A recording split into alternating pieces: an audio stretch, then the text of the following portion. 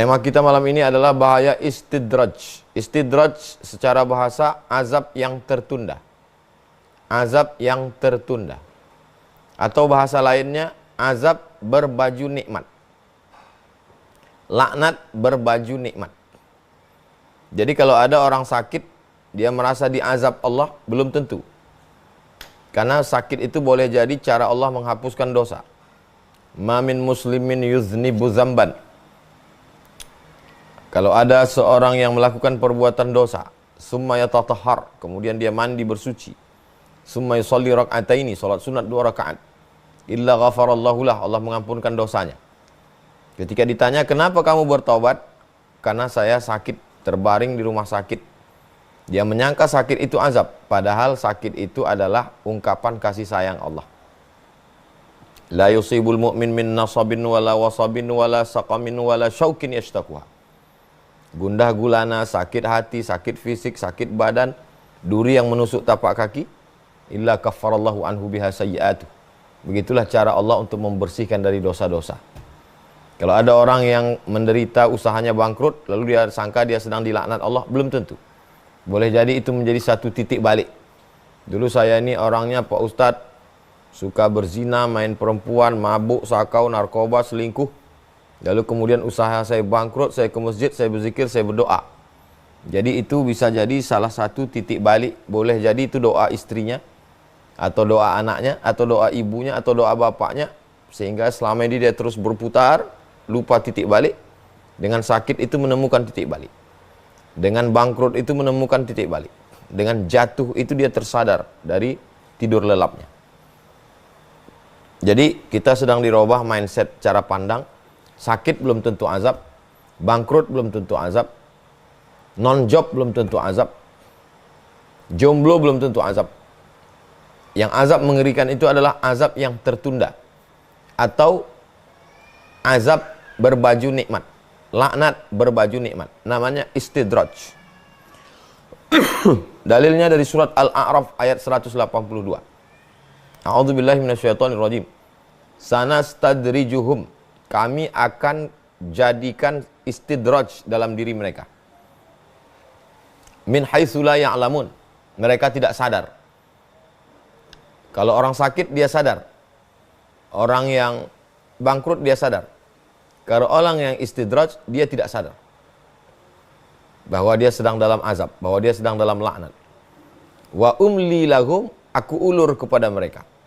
Ulur jabatannya tinggi terus, karirnya di kantor sukses terus, bisnisnya untung terus, umurnya panjang, istrinya sehat, anaknya sehat, badannya sehat, nggak pernah sakit, prestasi. Inna kaidi matin, sesungguhnya tipu dayaku amat sangat kuat. Jadi dia sedang berada dalam tipu daya Allah Subhanahu wa taala. Wa makaru, mereka melakukan tipu daya, wa makarallah. Tipu dayanya dibalas Allah. Wallahu khairul makirin. Pembalasan Allah lebih hebat, lebih dahsyat lagi. Apakah Allah memberikan istidraj itu tanpa sebab? Nggak ada angin, nggak ada hujan, tiba-tiba kena istidraj? Tidak. Allah Maha Adil. Coba lihat di awal ayat surat Al-A'raf 182. Walladzina kadzabu bi ayatina. Orang-orang yang mendustakan ayat-ayat kami.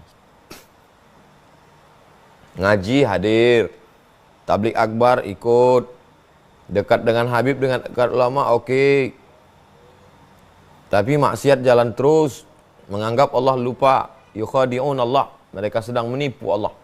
Wa huwa khadi'uhum, Allah lah yang sedang menipu mereka. Allah yang membalas tipuan mereka. Yukhadi'un Allah, mereka menyangka sedang menipu Allah. Allah sedang sibuk, Allah tidak tahu. Wa huwa khadi'uhum, Allah balas tipu muslihat mereka itu. Karena mereka mendustakan ayat-ayat Allah. Walladzina kadzabu bi ayatina, mendustakan ayat-ayat Allah. Kemudian sebab lainnya adalah An-An'am ayat 44. Tadi dibacakan oleh Bang Alvin. Falamma nasu ma dzukiru bihi, ketika mereka lalai, mereka lupa, mereka tidak mengingat lagi peringatan Al-Qur'an, hadis Nabi yang dibacakan oleh para ulama, pewaris para nabi. Fatahna alaihim abwaaba kulli syai', kami bukakan pada mereka pintu-pintu semua. pintu jabatan, pintu kekayaan, pintu prestasi, pintu keluarga, pintu sehat, pintu umur, pintu karir, pintu rezeki, pintu bisnis. Hatta idza, sampai ketika masanya, sampai masanya itu tiba kepada mereka, lalu kemudian Allah Subhanahu wa taala akhadnahum baghtah, kami cabut dengan dalam keadaan terkaget, terkejut, tiba-tiba. Fa idzahum mublisun, ketika itu mereka dalam keadaan benar-benar putus asa.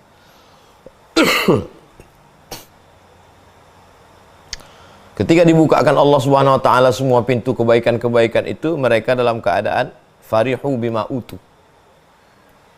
bangga sambil sombong.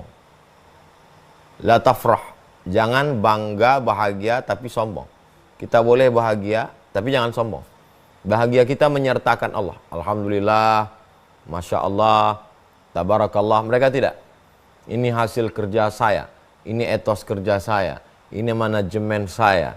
Tidak ada campur tangan Tuhan di dalamnya. Akhadnakum, maka kami cabut dengan tiba-tiba, kata Allah Subhanahu wa taala. Jadi ketika mengkaji tentang istidraj ini, renungannya itu lebih ke dalam. Jangan setelah ngaji ini renungannya keluar. Jangan-jangan teman saya kena istidraj, jangan-jangan kakak saya kena istidraj. Bukan gitu, kita. Nah, jadi tuba liman syaghalahu aibuhu an uyubin nas. Berbahagialah orang yang sibuk memikirkan aib kekurangan dirinya sehingga dia tidak sempat memikirkan orang lain. Jangan-jangan saya ini kena istidraj. Kenapa rezeki saya lancar, saya nggak sholat tahajud? Kenapa umur saya panjang, saya kok nggak sedekah? Kenapa usaha saya berhasil, kenapa saya nggak bayar zakat? Kenapa bisnis saya sukses, tokcer, tapi saya tidak berkurban? Berarti saya termasuk orang yang fatahna alaihim abwaaba kulli syai', dibukakan Allah segala pintu kesuksesan. Hatta idza farihu bima utu, lalu kemudian saya bahagia tapi sombong. Nah, jadi cepat kita ingat, eling. Fadzakir, ingat-ingatkanlah. Inna fa'atiz dzikra, memberikan peringatan itu bermanfaat. Wa tawassaw bil haq wa tawassaw bis sabr, saling menasihati dalam kebenaran, saling menasihati dalam kesabaran. Jadi kalau ada pengajian yang mengingatkan kita, lanjutkan. Tapi kalau ngaji hanya untuk membicarakan aib orang lain, biasanya orang kalau udah punya meteran, meteran itu dipakai untuk mengukur orang. Nah, ini salah. Kalau kita punya meteran, pakai ukur kita. Kira-kira baju kita ini sampai nggak 1 meter? Masuk standar tidak? Jadi kalau kita merenung sejenak, at-tafakkur sa'ah, bertafakur sesaat, khairum min qiyami lailah, lebih baik daripada tahajud sepanjang malam. Saya sebagai ustadz tablik akbar kesana kemari, di setengah stadion, tanah lapang, gor, kantor-kantor, orang ramai.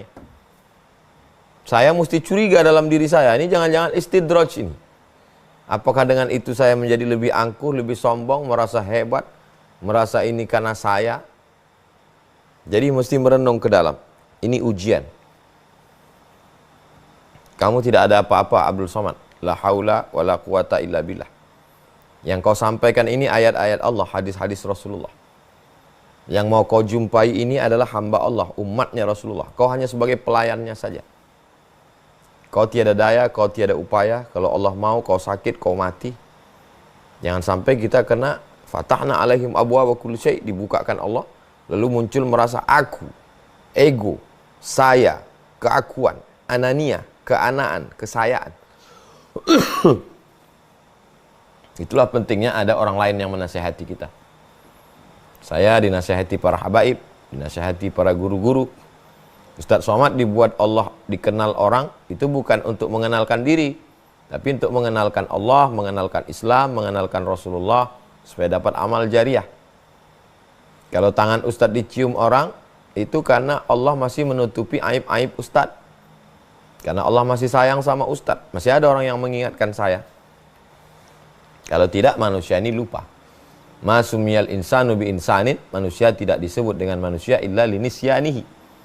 Ya, karena lupanya itulah dia disebut manusia. Manusia dari kata nasya, lupa. Orang kaya lupa bahwa dia dulu miskin. Orang yang susah lupa bahwa dia kemudian bahagia, lupa dia dari mana dia datang. Dia sedang berada di mana, dia akan kemana, dia akan menghadap Allah Subhanahu wa ta'ala. Adapun sumbernya dari hadis Nabi SAW adalah ada dalam Sahih Al-Bukhari, ada dalam Sahih Muslim. Innallaha la yumli lil-zalim. Allah itu mengulur. Yumli artinya mengulur. Seperti layang-layang diulur terus talinya makin tinggi, makin tinggi, makin tinggi. Supaya nyangkutnya makin tinggi. Diulur rezekinya lancar, diulur umurnya. Supaya makin banyak dosanya.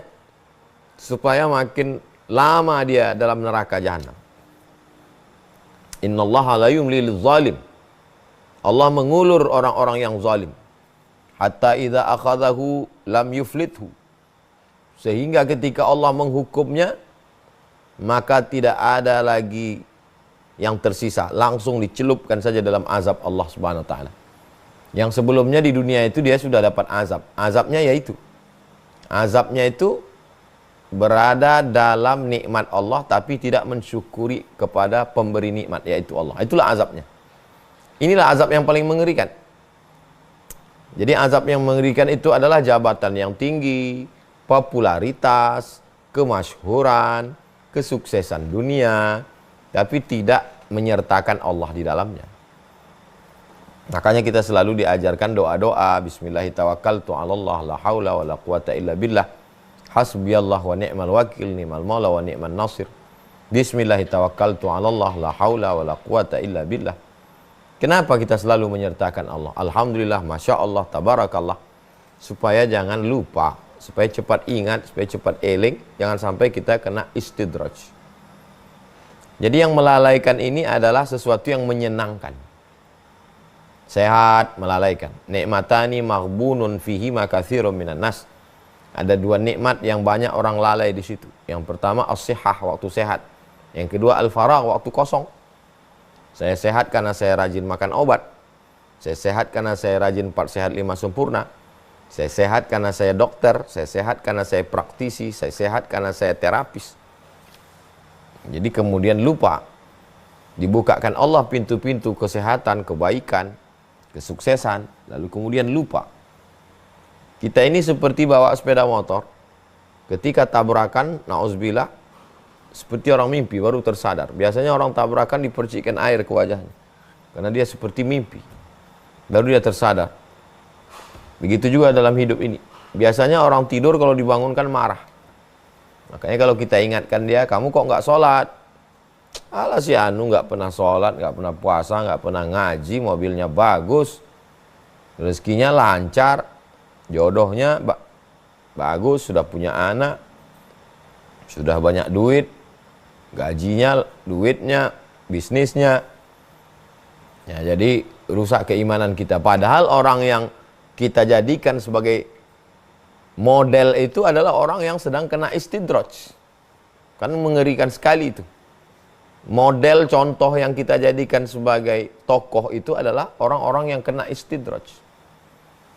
Malah melecehkan habaib, melecehkan para ulama. Nah itu rajin sholat, rajin puasa, hidupnya susah. Nauzubillah. Ini termasuk orang-orang yang mendustakan Allah SWT. Makanya lagi-lagi kita mesti cepat kembali. Cepat kembali itu adalah taubat. Taba yatubu taubah. Orang yang segera kembali kepada Allah Subhanahu wa taala. Kenapa Allah tidak sadarkan? Sudah tahu orang ini salah jalan. Kenapa Allah tidak sadarkan dia? Kenapa Allah tidak sadarkan dia dengan sakit? Kenapa Allah tidak macetkan rezekinya? Kenapa Allah tidak buat dia bangkrut supaya dia segera bertaubat? Orang melakukan suatu kesalahan itu ada ambang batasnya. Kalau kesalahannya sekian, hukumannya penjara sekian tahun. Kalau kesalahannya fatal, hukuman mati. Beda antara pemakai dengan pengedar narkoba. Jadi kalau orang yang sudah diingatkan, cepat dia ingat, itu langsung ditegur Allah Subhanahu wa taala. Tapi ada yang sudah diingatkan berkali-kali. Bahkan di kantor dia yang menyusun jadwal pengajian, tapi kemudian dia juga yang melanggar itu, maka sesungguhnya dia sudah mempermainkan. Maka dibalas Allah dengan hukuman yang sama. Sebagaimana dia mempermainkan hukum Allah, Allah pun permainkan juga dia. Itulah yang kita khawatirkan. Itulah yang kita takutkan dalam hidup ini. Kalau saya mengkaji istidraj ini, yang saya bahas itu seakan-akan diri saya sendiri. Saya tidak sedang membahas orang. Saya tidak sedang membayangkan ada tetangga, ada kawan, ada sahabat, ada pejabat, ada orang kaya, ada konglomerat. Enggak. Itu capek kita kalau membahas orang.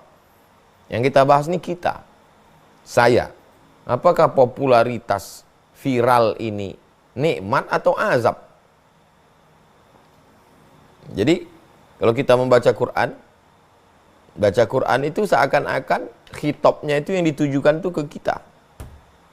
Membaca hadis Nabi juga begitu. Seakan-akan yang ditunjuk langsung oleh Nabi itu kita. Innallaha la yumli liz-zalim. Allah mengulur pada orang yang zalim. Abdul Somad, kalau kau zalim, maka Allah ulur. Allah ulur popularitasmu, Allah ulur umurmu panjang, Allah ulur rezekimu, Allah ulur orang suka dengan omonganmu. Tapi kalau kau main-main dengan ini, hatta idza akhadahu lam yuflithu. Supaya apa? Karena kau bermain-main dengan ayat-ayat Allah, karena kau mendustakan pesan-pesan Rasulullah. Dan itu azab bagimu. Tapi kau menyangkanya nikmat. Orang lain menyangkanya kau sedang dalam nikmat, padahal dalam laknat berbaju nikmat. Hatta idza akhadahu, sampai masanya nanti, limit waktu yang sudah ditetapkan Allah, azab Allah itu turun kepadamu dan kau tak dapat sedikit pun. Langsung dalam azab yang menyakitkan. Cepat teguran itu datang. Astaghfirullahaladzim. Jadi kalau ketemu habaib, ketemu kiai, ketemu tuan guru, tolong nasihati saya. Kadang tuan-tuan guru itu tidak mau menasihati. Karena orang-orang, saya banyak ketemu orang-orang baik. Mereka itu sangat lembut bahasanya. Tapi kalau kita mendengar dengan baik, jadilah pendengar yang baik. Kalau kita dengar dengan baik, kita cepat menangkap. Oh, pesannya ini. Oh, pesannya begini. Cepat kita tangkap. Mereka sebenarnya sayang dengan kita, tidak mau merusak perasaan kita, tidak mau menjatuhkan semangat kita. Tapi kita juga halus. Sesuatu yang halus hanya ditangkap bisa dengan perasaan yang halus. Tidak bisa ditangkap dengan yang kasar. Sama seperti channel wifi, itu hanya bisa ditangkap oleh handphone yang halus juga. Kalau handphone yang kasar tidak bisa menangkap itu. Tidak connect dia. Maka pesan-pesan yang halus itu kita tangkap. Cepat kita menariknya ke diri kita sendiri. Falamma nasu ma dzukkiru bihi. Ketika mereka lupa terhadap apa yang sudah diingatkan Allah. Hai Abdul Somad, kalau kau lupa, fatahna alaihim abwaba kulli syai'. Kami bukakan untukmu pintu popularitas, pintu viral. Kau kemana-mana tanganmu dicium orang, kau dimuliakan orang, kau disukai orang. Hatta farihu bima utu, sampai kau merasa bangga, kau merasa sombong, kau merasa kau yang punya ini. Kau merasa ini karena sekolahmu, karena kau kuliah, karena kerja kerasmu, karena kau rajin belajar, karena kau nulis disertasi, karena kau nulis tesis, karena kau hebat. Akhadnahum baktah. Kalau kami mau, kami cabut nikmat itu secara tiba-tiba, mendadak, kau lupa. Fa'idhahum mublisun. Dan kau menjadi orang yang putus asa. Jadi tendangannya itu langsung ke dalam. Kita merasakan diri kita. Jadi kalau kita ngomong itu tendangannya keluar, kita makin kering. Kita ngomongin orang. Kita semangat berapi-api. Dalam khutbah, dalam ceramah. Orang-orang yang diberi jabatan, yang kita bayangkan, pejabat-pejabat. Dia nggak berubah, kita makin keras. Iya kalau dia dengar, kalau enggak. Ngaji ini kan melembutkan hati kita. Kalau dengan ngaji hati kita makin jadi lembut, teruskan. Tapi kalau makin ngaji cuman ngapal ayat, ngapal hadis, lalu kemudian setelah itu mendebat orang, apa gunanya? Ini kan masalah menjaga hati. Ala fil jasadi mudghah, ketahuilah di dalam jasad itu ada segumpal, idza salahat salahal jasadu kulluh. Kalau dia menjadi baik, dia menjadi lembut, menjadi tersentuh, mudah menangis, maka insya Allah yang lain jadi baik. Wa idza fasadat, kalau hati itu sudah keras, wa inna minal hijarati lama yatafajjaru minhul anhar, Sekeras-kerasnya batu ada yang mengalirkan air. Wa inna minha lama yashaqqaqu fayakhruju minhul ma'. Sekeras-kerasnya batu ada yang terbelah mengeluarkan mata air. Wa inna minha lama yahbitu min khasyatillah. Sekeras-kerasnya batu ada hancur berkeping karena takut kepada Allah. Summa qasat qulubuhum. Tapi kalau sudah hati menjadi keras, apapun tidak masuk. Bacalah Al-Quran seakan-akan Allah sedang berbicara kepada. Bacalah hadis seakan-akan Rasulullah sedang menegurmu, wahai Abdul Somad.